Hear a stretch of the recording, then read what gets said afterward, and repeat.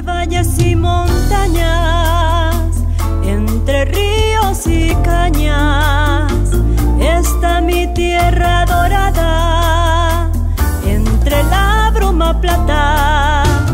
Cuántos pueblos, cuánta gente, somos todos tan diferentes.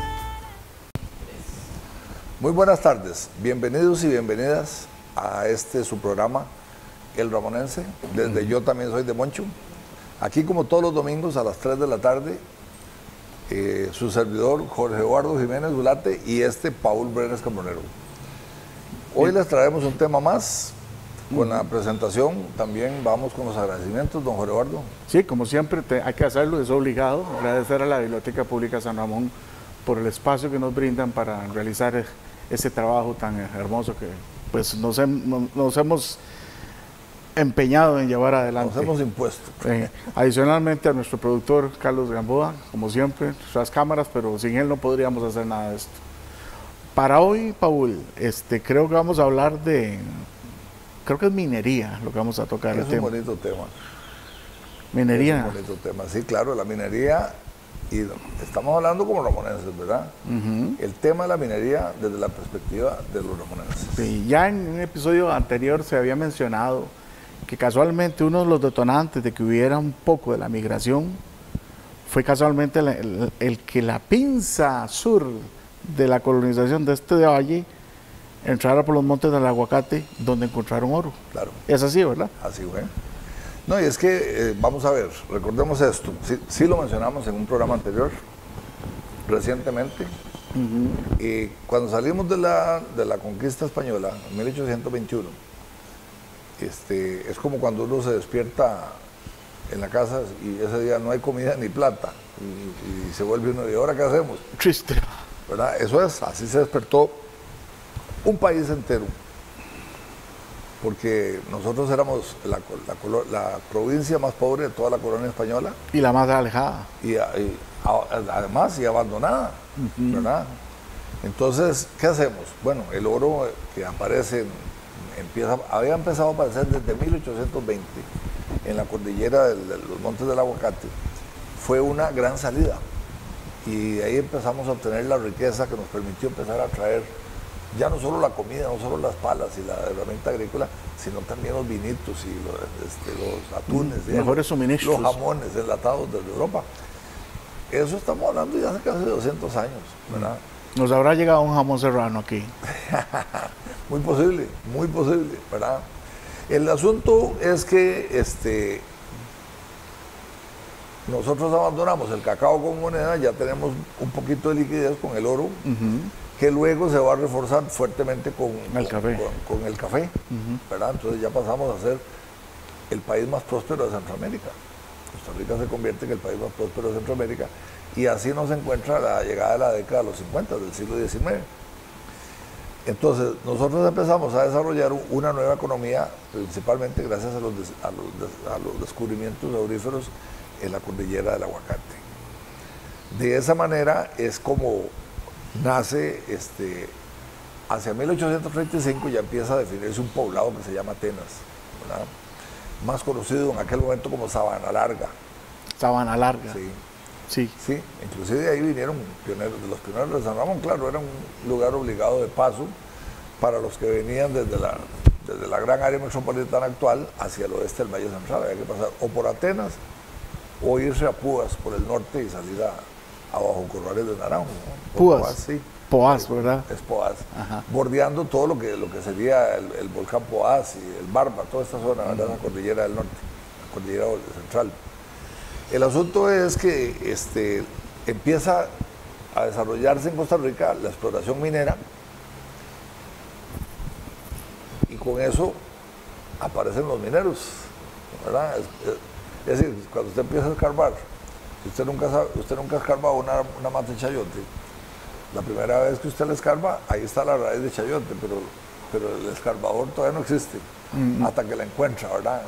Digamos, con este pequeño ejemplo tan raro, lo que quiero decir es que nosotros no teníamos mineros. Los mineros se hacen escarbando en el aguacate, y cuando empiezan a encontrar el oro, empiezan a aprender el oficio, Y la minería es, por muchos años, artesanal totalmente. Es totalmente artesanal. Sí, hasta que empiezan a llegar ya empresas y ciudadanos ingleses que sí, claro, conocían tecnología, habían practicado la minería en sus dominios en el África y en Asia, por otro lado, y ya les queda muy fácil llegar acá. Pero afortunadamente no llegaron en los primeros años y nos dio tiempo de sacar un poquito o bastante oro que le ayudó al país en esos primeros años. Y así nace la minería, ¿verdad? Entonces, nosotros vemos cómo los mineros empiezan a entrar por el lado de Atenas, se suben en los cerros y van llegando hasta una cordillera que termina acá en San Ramón, ¿verdad? Que son los montes del Aguacate. Y Pategallo. Pategallo, Berlín, todos estos cerros, prácticamente llegando hasta Balboa de Santiago, que es donde ya empieza el descenso hacia Punta Arenas, digamos ahí a la zona de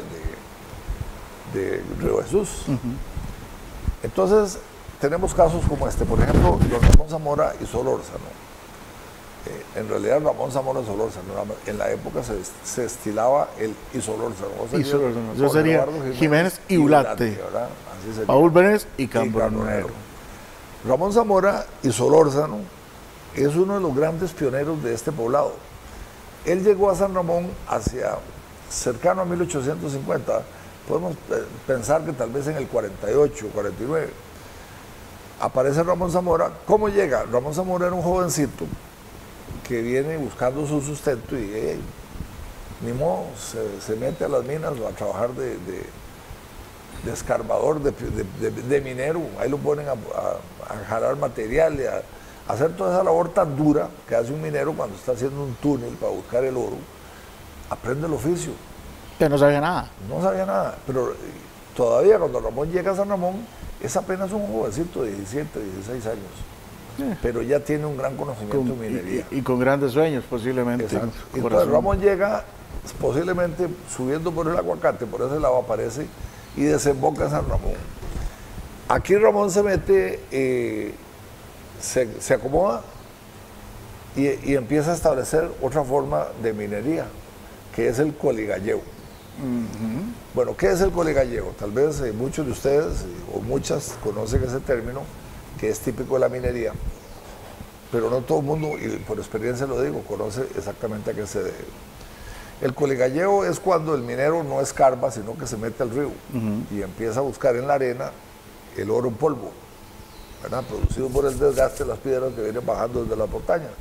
Ese oro se acumula en ciertas zonas y las corrientes los van depositando ahí y ahí los encuentran. Entonces, dentro de los instrumentos que usan los coligalleros para sacar este oro, es una cuchara que se hace con un cacho de res.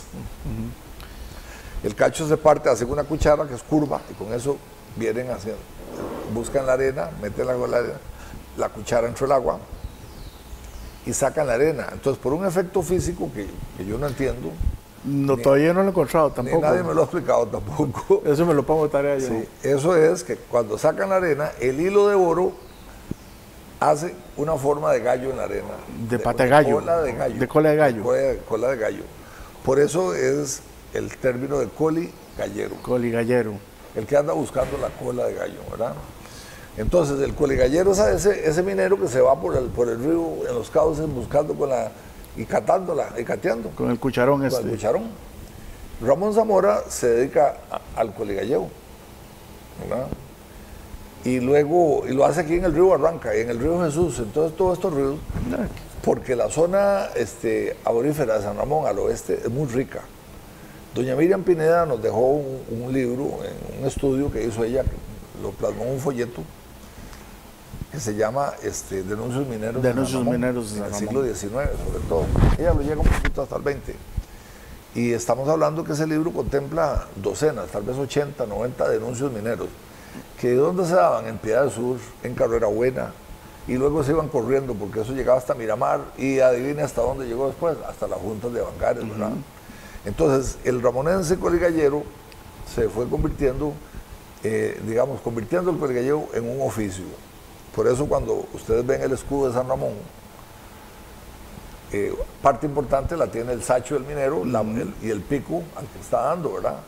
Y el casco del minero, que sale, todo eso sale en el escudo de San Ramón, que fue una gran inspiración del don Eliseo Gamboa, que lo plasmó en el escudo actual el maestro Olger Villegas, nuestro insigne escultor, también es un artista de primera línea.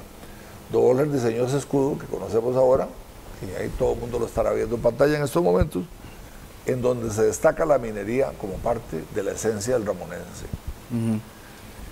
Entonces resulta que Ramón, que era un humilde peón en los túneles, viene por acá, se convierte en coligallero, y después Ramón ya cambia el oficio y más bien él empieza a comprarle el oro a los coligalleros.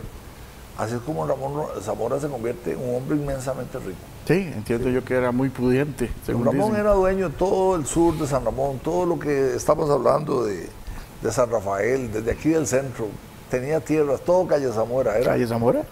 de fincas en La Balsa, en Tilarán, tenía propiedades en muchos lugares. Realmente Ramón era un hombre adinerado y dedicó su vida a la producción de oro. Pero sí en esta zona, ¿verdad? Digamos, de Miramar hacia San Ramón. Sin embargo, el oro, ¿verdad? La gesta aurífera más grande que ha habido en Costa Rica, ¿verdad? Qué nombre más raro me acabo de inventar, pero es muy descriptivo. Gesta aurífica. Gesta, sí, la aurífera. Aurífera. Es precisamente la sierra minera de Bangares, que es donde se da la mayor explotación y la mayor extracción de oro en nuestra historia. ¿Cómo comienza eso? Bueno, por lo mismo, porque no es solo Ramón Zamora, el minero. Había un Rafael también, ¿verdad? Acosta. Rafael Acosta, sí, uno de los tres hermanos, claro. Bueno, pero hacia ahí vamos, ahí está.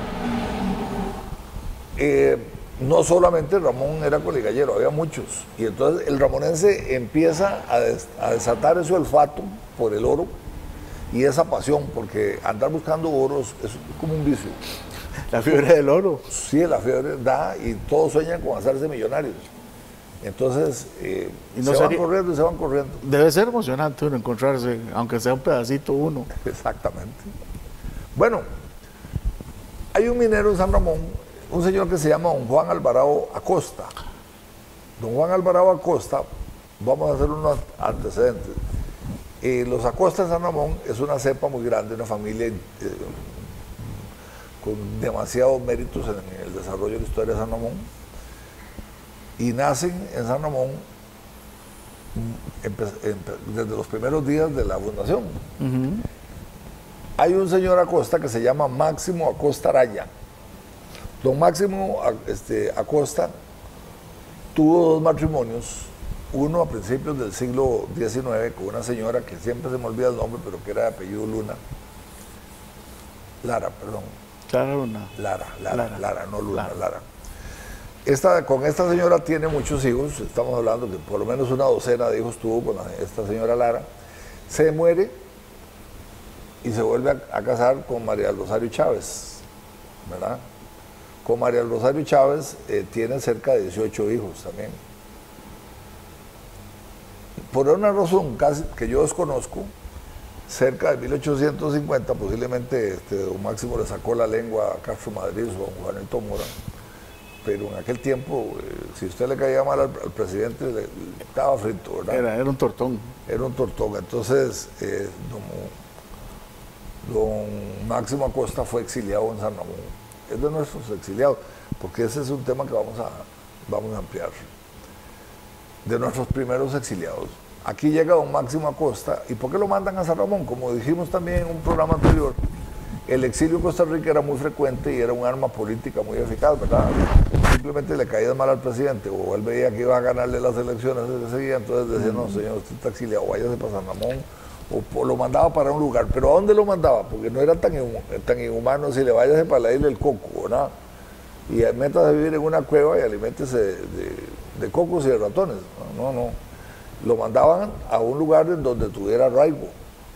En el caso de don Máximo, resulta que en San Ramón estaban viviendo algunos de sus hijos o nietos del primer matrimonio, de los Acosta, de los Lara Acosta Lara. Entonces, como ya él tenía aquí arraigo, le dijeron, sí, vaya para San Ramón, no hay problema, ahí usted ya, ahí no molesta. Perdón, pero hacer la acotación, pero eso no indicaba que el pueblo fuera un lugar de exilio. No, era no, que el exilio se aplicaba a la persona y podía ser en cualquier lado. Y de hecho, así pasó, expresidentes y muchos, a José María Alfaro le dijeron, se va, y te tuvo que ir a Panamá, y a Rafael Iglesias lo mandaron a Zigzabola, y a don José Joaquín Rodríguez, todos expresidentes, fue a parar a Terra, pero todos tenían ahí una finca, entonces ahí lo mandaban a la finca, ahí la pasaban bien. Bueno, Pero no molestaban en la capital. Entonces se lo quitaba de encima, el gobernante se quitaba de encima. Exactamente. Entonces nosotros tuvimos en el destierro de San Ramón, Jorge, es bueno mencionarlo, ya que estamos en esto. El destierro de San Ramón, siempre se ha dicho que San Ramón era una tierra de destierro. Eso es lo que digo yo que no. Sí, pero en realidad solo ha habido 3 desterrados, así que ilustres. Aquí desterraron a don Máximo Acosta. En el mismo año llegó aquí don Manuel de Caballero y Lemos, que era un chiricano colombiano, porque Panamá era parte de Chiriquí, de Colombia en aquel tiempo, y él era de Chiriquí. Se decía que era colombiano de Chiriquí, y lo encontraron vendiendo tabaco en Matina. Entonces el castigo fue mandarlo a San Ramón, porque él era casado con doña Calla Zamora, cuyos hermanos y primos vivían en San Ramón. Con arraigo aquí. Déjeme adivinar el tercero, don Julián Bolio. Por supuesto. Don Julián Bolio es el más ilustre de todos, ¿verdad? Pero el exilio de él es muy simpático porque viene a San Ramón exiliado, pero además con él vienen como 30 o 40 familias que se autoexilian, porque él es como el líder y se vienen con él. Claro. Entonces, esa es la parte del exilio que le da esa connotación a San Ramón, que no era una tierra de destierro. Sí, hubo desterrados a San Ramón, pero yo he leído versiones donde dice que esto era un presidio. No, por eso la acotación, y es tan importante aclarar eso. San Ramón no fue un lugar de destierro, per se. No. Aquí desterraron personas que tenían arraigo en San Ramón y les vayase para allá, y al que tenía arraigo en Bagaces lo mandaban para Bagaces. Era simplemente que el exilio era un arma política. Ok. Nos quedamos con don Máximo. Entonces, don Máximo, resulta que aquí había nietos de don Máximo Acosta Lara, o de diversos apellidos, que vivían en San Ramón, entonces lo mandaron para acá, así va llegando, y vino con sus hijos, con su segundo matrimonio, con doña Rosarito Chávez, y vino con varios de sus hijos, porque estaban chiquitillos, eran niños. En la época en que mandan a don Máximo Acosta para acá, por ejemplo, su hijo mayor, Rafael, andaba cerca de los 16 años. Otro hijo era don Juan Vicente Acosta. Esos nombres ya deben de resonarle a ustedes. ¿Cómo no? Nuestro primer presidente municipal. Juan Vicente llegó a San Ramón como de 8 años. Y su hermano Luis Paulino tenía como 6. Pero además de eso venía Ana María y venía don Vitila, don Máximo vino aquí con su segundo matrimonio. Aquí en San Ramón vivían por lo menos 10 de sus hijos. El segundo matrimonio, Acosta Chávez. ¿Por qué mencionamos a don Máximo ahora? Porque la familia de don Máximo ahora se nos va a presentar dentro del relato minero como protagonistas. Claro. ¿Verdad? Bueno, empecemos con don Juan Alvarado Acosta, que es el con el que vamos ahorita. Don Juan Alvarado Acosta era nieto de don Máximo. Nieto de don Máximo. Sí. Don Juan Alvarado, hasta donde recuerdo, era casualmente el abuelo o el bisabuelo de Chepe Gamboa. Correcto, de doña Emma Gamboa. Y doña Emma. La benemérita de la patria, que era hermana de Chepe. Don Juan Alvarado, Chepe Gamboa lo retrata en su libro El Hilo de Oro, como un hombre muy serio, un poco cariñoso, parco, ¿verdad? Era un gran minero.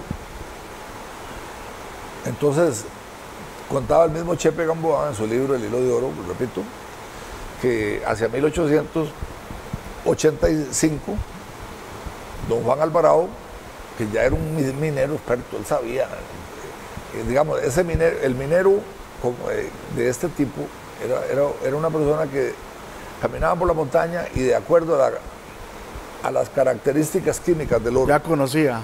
Ya sabía. Él veía la vegetación y decía, mire, este cerro está pelado porque aquí hay oro. Y el oro tiene ciertas características que no permite que crezca cierta vegetación. Conocían el tipo de vegetación. Claro. Entonces, don Álvaro un día agarra, coge su chunchis y se va a explorar.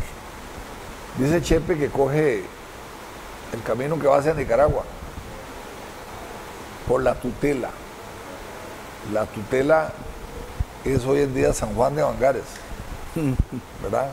No. En aquel tiempo no había las juntas, ni había Avangares. La Tutela era parte del camino hacia Nicaragua. Entonces, él al llegar a la Tutela se desvía hacia unas montañas cercanas, empieza a explorar, baja por un río, ahí don Chepe cuenta y sube por una ladera y de pronto encuentra un lugar y dice, aquí hay oro. Y efectivamente encuentra un hilo de oro perfecto, fabuloso, ¿verdad? El oro en la montaña está en forma de hilo, o sea, hay que seguirlo por entre las rocas. Por eso es que escarban siguiendo el hilo. Luego, cuando encuentran el hilo de oro, lo que hacen es que sacan la tierra que está alrededor, con todo y piedra, lo traen, lo muelen, y viene todo un proceso con el cianuro y con el mercurio, finalmente, para extraer el oro puro, ¿verdad? Posiblemente ellos era mercurio, lo llamaban azogue. Sí, sí, eso el mercurio era la última parte, sí. Sí, el mercurio es lo que se utilizaba en aquellos años. Ya el cianuro es el que todavía aceptan, pero con todas las restricciones. En esa época se usaba todavía. Sí. Usaban el cianuro, claro, y envenenaban los ríos, era terrible el efecto. Bueno, pues don Chepe encuentra un hilo de oro fabuloso. Y también, así, similar a don Tadeo Corrales, que encontró unos naranjos cimarrones, don Juan, encuentra unos limones cimarrones ahí. Allá en esa montaña. Y entonces llama a ese lugar Los Limones, así lo denomina. Por supuesto que ese sitio pues, es avasallado por el burumbum que arma la fiebre del oro y todo cambia. En realidad lo que él descubre es lo que luego va a ser la más grande de las minas del distrito minero de Avangares, que es la mina de los Tres Hermanos. ¿Por qué Tres Hermanos? Ok. Don Juan viene y se va. Cuando ya encuentra el oro, lo primero que hay que hacer es un denuncio, ¿verdad? De cara al Estado. Porque la Constitución nuestra dice que todos los productos del subsuelo son propiedad del Estado, que puede darlo en concesión a particulares, dependiendo del uso. Si no es un uso estratégico. Entonces los mineros vienen, dicen aquí hay oro, van, hacen el denuncio y obtienen un permiso para sacar oro de ahí. Eso es hasta nuestros días. Entonces don Juan ve la cosa, no tiene platilla, se viene para San Ramón. ¿Quién lo auxilia? Su hermana Ramona Alvarado Acosta. Era una señora muy adinerada. Ramona Alvarado, es una historia simpática. En esos tiempos, cuando usted se casaba con alguien, una mujer, su novia, pero resulta que muy rapidito la novia se le murió. Entonces se la reponían. El suegro le decía, bueno, aquí está la hermana, cásese con ella. Al mejor estilo sí, los judíos. Eso pasaba muchísimo. Era muy gracioso ver esas cosas. En la genealogía, cuando uno está haciendo estudios, dice, mira, bueno, pues resulta que había un español que se llamaba, ya ahorita me recuerdo, él era el esposo de doña Ramona, se casó con una hermana que se le murió, todos lo casaron con doña Ramona. El español era un hombre sumamente adinerado y de pronto murió y dejó a doña Ramona como dueña de mucho dinero, oro, joyas, era dueña de todo lo que estaba al costado sur de la parroquia, la casa cural, todo lo que ahora, esa manzana hacia el sur, frente al Club de Amigos, era propiedad de doña Ramona. Entonces, ¿qué es lo que hace don Juan Alvarado? Viene a buscar a su hermana y doña Ramona gustosa le financia el denuncio. Y entonces ya con el denuncio financiado lo hace, le dan la patente y entonces se traslada con su familia a vivir allá. Entonces se va don Juan Alvarado, empieza a sacar buen oro, le saca el jugo a la mina y un día necesitan víveres y donde lo más cercano para ir a comprar la comida y todo es Punta Arenas. Entonces se viene de allá a Punta Arenas y era bueno para el traguillo, le gustaba tomarse un traguito de vez en cuando. Lo normal en aquellos años. Y llega, pues yo creo que en estos también. Llega a un lugar en Punta Arenas, no me atrevo a hacer ninguno porque me parece que no estaban todavía. No, yo creo que no. Los que yo conozco por lo menos, Jorge. Y entonces estando ahí se encuentra a sus 3 tíos, que son Rafael, Juan Vicente y Luis Paulino Acosta Chávez. Los Acosta Chávez. Don Chepe habla que eran sus primos, no eran primos.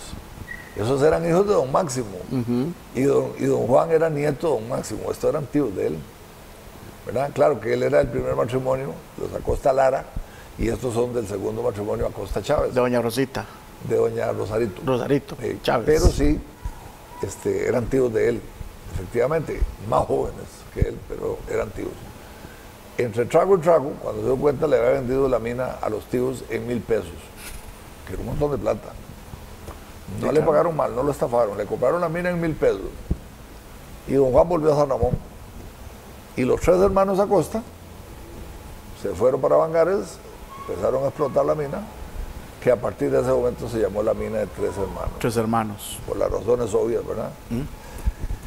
Bueno, la mina de 3 hermanos la explotaron varios años, sacaron mucho dinero también de ahí, mucho oro, y vino una compañía inglesa Y les compró los derechos. y les compró la mina.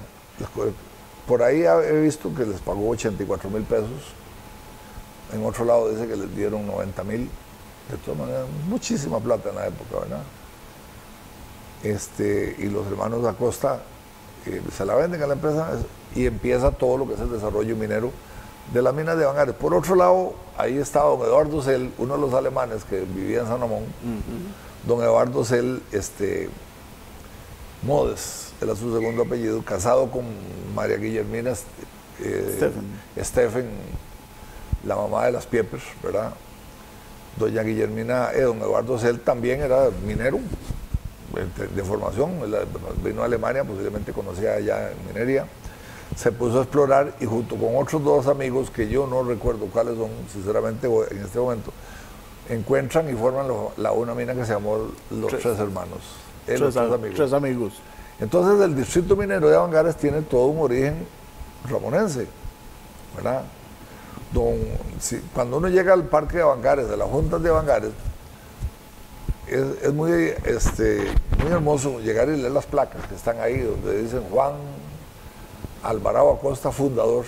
Y recorres la placa y ves nombres ramoneses. Claro, Juan Acosta Alvarado Acosta, perdón, fundador de las juntas de Bangares. De 1885 hizo el primer descubrimiento, que es el origen del poblado. Y luego dice que los 3 hermanos son los fundadores del distrito minero de Bangares. Luego vino una empresa norteamericana y se apoderó todo, y de ahí se dice que sacaron miles de toneladas de oro. Ya. Refrescame un dato, porque esto ya es más ficción que otra cosa. ¿Cómo era el cuento de la famosa mina perdida? La mina perdida, eso son los mismos Acosta. Son los Acosta, ¿verdad? Que ellos viniendo de Bangares suben por Montes de Oro, ¿cómo se llama? El Miramar. No, Monteverde. Monteverde. Atraviesan los cerros de la parte trasera, los cerros del Azahar, más o menos por donde está la hoy reserva de la Universidad de Costa Rica Biológica, Alberto Manuel Brenes, que dicho sea de paso era hijo de Luis Paulino Acosta, hijo biológico. Y por ahí salen ellos y viniendo en ese camino, se venían por dentro, como quien dice, encontraron unas piedras inmensas que a ellos les pareció oro, pero el tamaño era tan grande que no lo podían creer. Entonces, dice que se trajeron una serie de esas piedras y de camino las fueron botando porque eran muy pesadas. Eso parece un cuento, ¿verdad? Pero cuando llegan a San Ramón, traen 1 o 2 de las piedras, no creían que era oro y descubren que era oro, en altísima cantidad.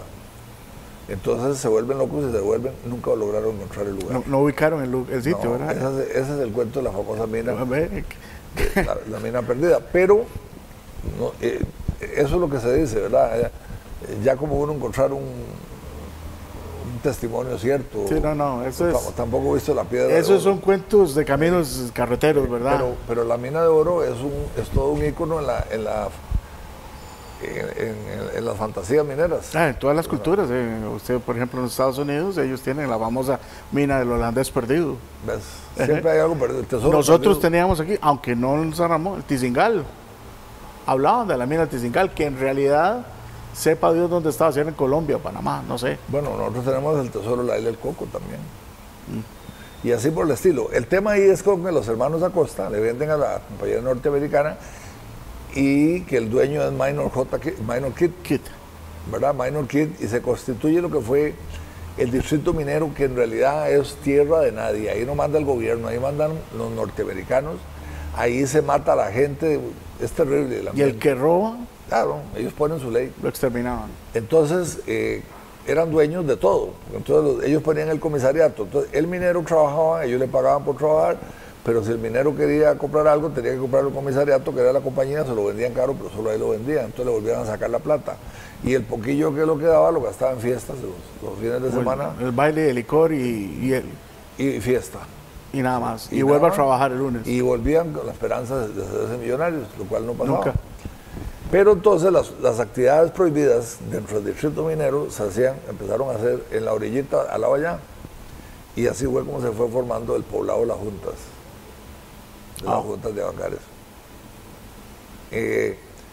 Rafaelino Paniagua lo expulsaron de las minas, nuestro historiador, porque él tenía un corte socialista. Así. Así, y entonces echaba discursos muy encendidos defendiendo los derechos de los trabajadores. Rafaelino era primo hermano de Chepe Gamboa, que ya estaba en la mina, igual que su padre, el otro Chepe Gamboa. Y entonces Chepe cuenta cómo a Rafaelino le mandaban recados de que se callara, que dejara de alborotarla, porque lo echaron. Lo iban a justiciar o algo. Y entonces Rafaelino terminó de relojero en las juntas. Y callaba. Es parte de su historia, porque iba rumiando contra los que lo habían echado. Eso es muy importante, digamos, dentro del desarrollo minero de Costa Rica, porque el oro fue causa de mucha riqueza. Muchísima se fue para afuera, pero luego vino etapas en que el oro, lo que se extraía de las juntas de Avangares, igual ahora hay unas cooperativas que todavía sacan oro y está en manos de costarricenses. Pero el asunto acá, Jorge Eduardo y estimada audiencia, la minería es una actividad ramonense que ha llegado a un nivel extraordinario, ¿verdad? Como ha sido la explotación minera en todo lo que fue Miramar, en todo lo que fue la Junta de Avangares, en Barranca, en Piedad del Sur, en Carrera Buena, en toda esta zona anduvimos escarbando. Y el hecho de esto trascendió fronteras.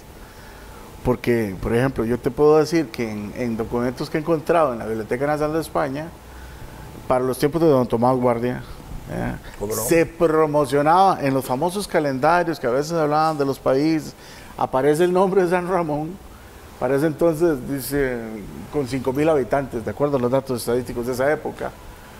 Del departamento de Alajuela, fértil en café, tiene minas de oro en explotación. Y casualmente los comerciantes y cosecheros que aparecen son Acosta, Paulino.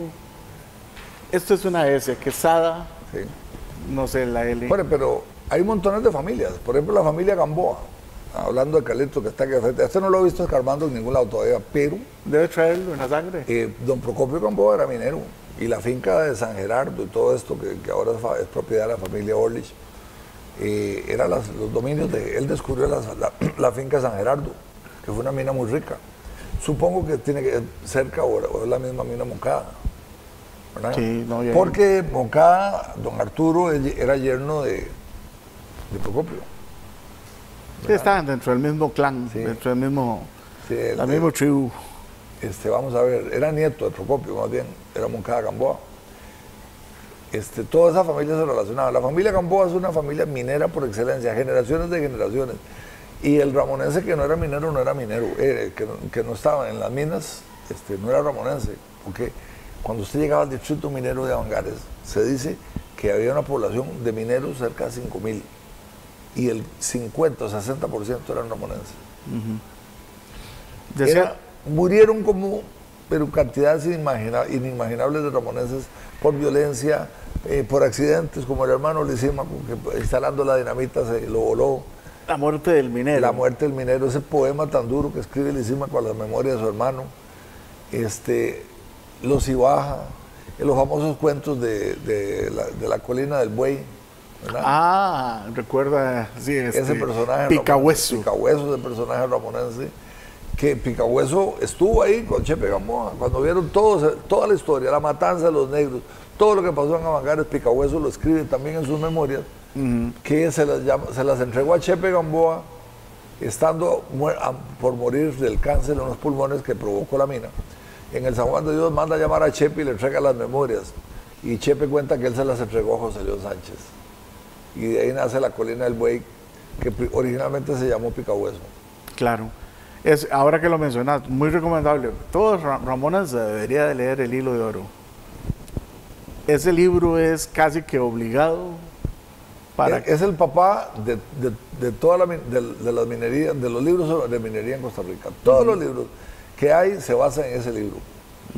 Y el que no lo hace no está diciendo la verdad. Esa ha sido mi experiencia, porque yo he ido a las juntas de Avangares con grupos a ver todos estos temas. Siempre que yo doy un curso en la Universidad de Costa Rica, en el programa del adulto mayor, rematamos con una gira a las minas de Avangares, al Ecomuseo. Y para que vean esto, entonces vamos al parque, vemos las placas y vemos todo esto. Pero además de eso siempre compro los últimos libros que hay ahí sobre el tema de las minas. Que no es de no acabar. Y es un tema que generalmente son variaciones de lo que Chepe Gamboa escribió en El Hilo de Oro. Muy interesante. Bueno, esa es una historia de la minería ramonense. Hay mucho más. Porque el ramonense no solo exploraba el oro, sino que también lo convertía. ¿Orfebrería? Entonces la orfebrería, la primera joyería de toda la provincia de Alajuela, la platería Carvajal, nace en San Ramón a principios del siglo XX, en 1910. ¿Cómo es que se llamaba, señor Carvajal? Don Lorenzo Carvajal, conocido como Don Lencho. Y entonces nosotros hemos visto como por muchas generaciones la gente de San José y de otros lugares se viene corriendo a comprar los anillos a San Ramón, porque San Ramón la joyería es lindísima y mucho más barata. Y de buena calidad. Y la calidad. Entonces, en San Ramón hay talleres de joyería, en muchas casas, en muchos lugares, están los joyeros trabajando silenciosamente y llevan sus productos a las joyerías para venderlos. Eso ha sido una actividad que le ha dado sustento al pueblo de San Ramón por muchos años también. Es de nuestras actividades claves. Por eso, don Eliseo lo plasmó con mucho atino, lo plasmó en el escudo de San Ramón. Porque la minería es algo que nos ha convertido en lo que somos. Es parte grande de lo que somos. Sí, el pico es un símbolo de esta actividad. Y es curioso, bueno, en el caso del escudo actual aparece el sacho, pero inclusive antes del escudo actual, en el antiguo escudo ramonense, también está el sacho. Por aquí. Así es. Ahí les vamos a enseñar para que lo vean. Les vamos a pasar todo esto. Esta información ahí va apareciendo. Ya creo que estamos acostumbrando a nuestra audiencia. A nuestra productora a hacer milagros con el material gráfico. Para que el material gráfico acompañe lo que estamos hablando. En fin, Jorge, esta es una pincelada de lo que es la minería como una actividad que ha engrandecido a este pueblo, pero también lo ha puesto como un símbolo. Porque la minería es una actividad que ha movido el país, genera una riqueza extraordinaria que no solo benefició al país, sino también a otros países, ¿verdad? Y ahí vale la pena ver cómo es la vocación de ese minero ramonense, el que llevó, fue el hilo conductor. Como el hilo de oro de Chepe Gamboa, es el minero ramonense el que conduce todo este proceso. Me encanta acordarme de uno de los relatos del hilo de oro que hace Chepe, que no recuerdo exactamente qué episodio es, pero él dice que desde el Cerro del Tremedal arriba, para la Semana Santa, un Viernes Santo, decía, para el día San Silvestre, o algo así, para el día San Silvestre. Es en Berlín. ¿Es en Berlín? Sí. Podía ver dónde las montañas abrían y enseñaban sus riquezas. El 31 de diciembre, día de San Silvestre, dice Chepe, en un cerro cerca de Berlín, en la de Aguacate, se abre la montaña. Ese es. Y salen inmensos tesoros. Ese es. Y el que los ve tiene que hacer algo inmediatamente porque nunca más los verá. Por ahí anda la historia, ahí la cuenta en el libro. Es muy bonita. De las leyendas de los ramonenses de esa época. Bueno, ahí. Así que, don Carlos Gamboa, por hoy estamos. Y la próxima semana vamos a estar con ustedes también. Les vamos a tener otro capítulo del ramonense. Esperamos que hayan disfrutado de este tema. A mí es un tema que me gusta mucho. Es muy bonito, este asunto de la minería. Y es que eso nos va a llevar a otros temas de cómo es que muchos pueblos de Costa Rica se van creando, van naciendo a partir de esta vocación del ramonense de ir a explorar otras tierras. ¿Cómo es que tenemos un montón de poblados que son hijos nuestros, verdad? Eso lo vamos a hablar en un capítulo especial, pero la minería es una de las formas en que eso nació. Bueno. Nos vemos de hoy en 8 días a las 3 de la tarde. Muchas gracias por esta, ¿cómo se diría? Por sintonizarnos de alguna manera. Estaremos siempre tratando de ofrecerles a ustedes una temática que sea rica y que nos gusta también, ¿verdad?